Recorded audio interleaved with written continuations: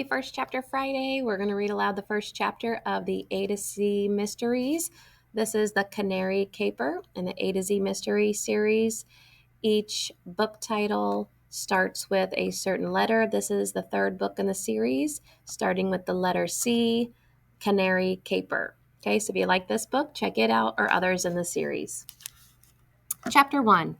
Dink Duncan opened his front door. His best friend, Josh Pinto, was standing on the steps. "Hi, Josh, come on in," said Dink. "I just finished lunch." Josh hurried past Dink, wiping his forehead.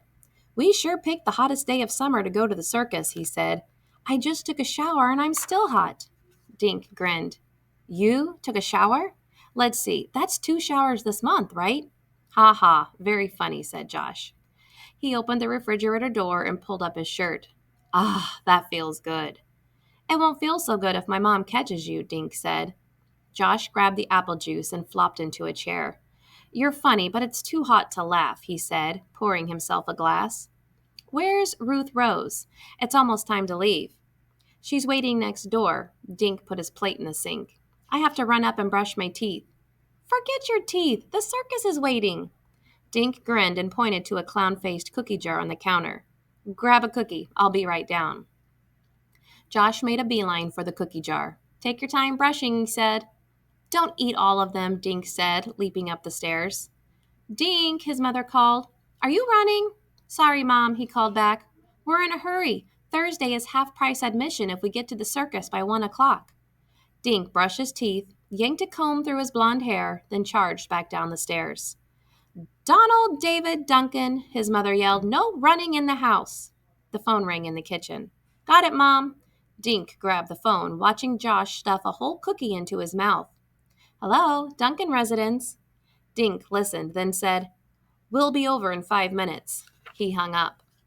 "We'll be over in 5 minutes?" Josh asked. "Mrs. Davis's house. You know her canary, Mozart? He escaped."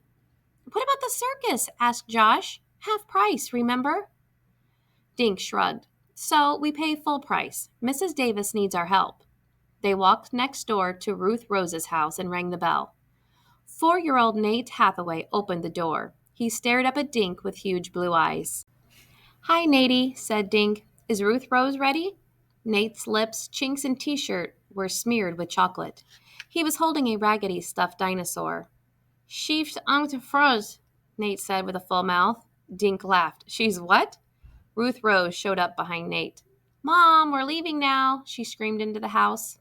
Josh clapped both hands over his ears. "Ruth Rose, you should get a job as a car salesman. Then you could yell all day and get paid for it." Ruth Rose stepped outside and closed the door. "You know perfectly well that I'm going to be president," she said sweetly. "And it's a saleswoman, Josh?" Ruth Rose liked to dress in one color. Today, it was purple from her sneakers to the headband holding back her black curls.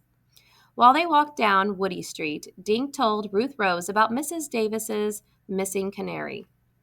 "Mozart got out of his cage," Ruth Rose said. "I hope he doesn't fly over here. Tiger could swallow a canary in one bite." "Your fat cat could swallow a turkey in one bite," Josh said.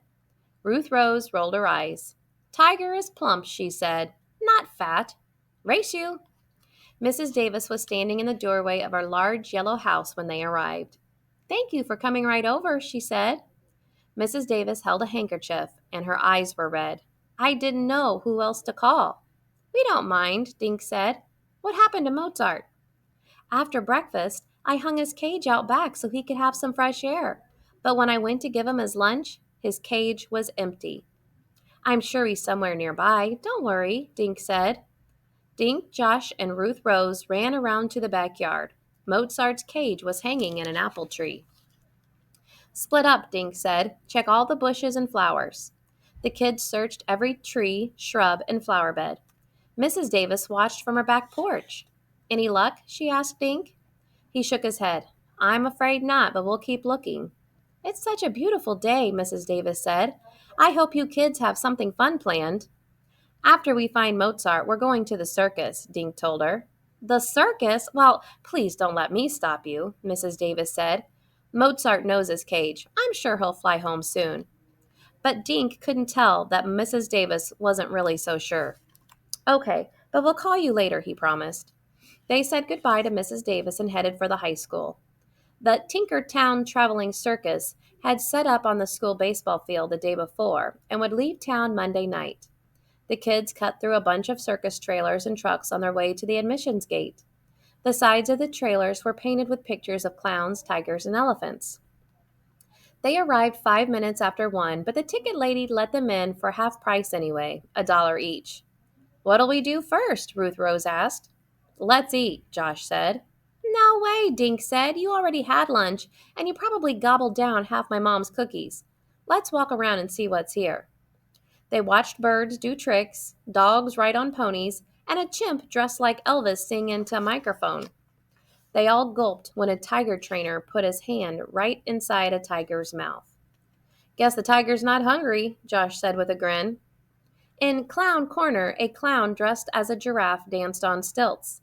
He kept time to the music by snapping his yellow suspenders.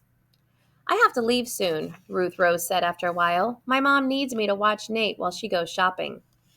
The kids left, cutting through the town rose garden to get to Woody Street. Dink snapped his fingers. "I just remembered. My mom said I can set up my tent in the backyard. Can you guys get permission to sleep out?" "No problem for me," Josh said. "Nate's never slept in a tent, so I'll bring him," Ruth Rose said. "And Tiger," she added sweetly. "Your little brother?" Josh yelped. "Great. We'll have our own circus, a 4-year-old monkey and a man-eating tiger." Ruth Rose laughed. "Don't worry. We'll bring our own tent." Dink and Josh dropped Ruth Rose off at her house, then continued on to Dink's. There they went inside and called Mrs. Davis. "She says Mozart hasn't come back," Dink told Josh after he'd hung up.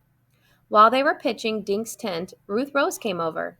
Nate trailed behind her, dragging his extinct-looking stuffed dinosaur. "Hey, where's your man-eating cat?" Josh asked. Ruth Rose dropped her tent on the ground.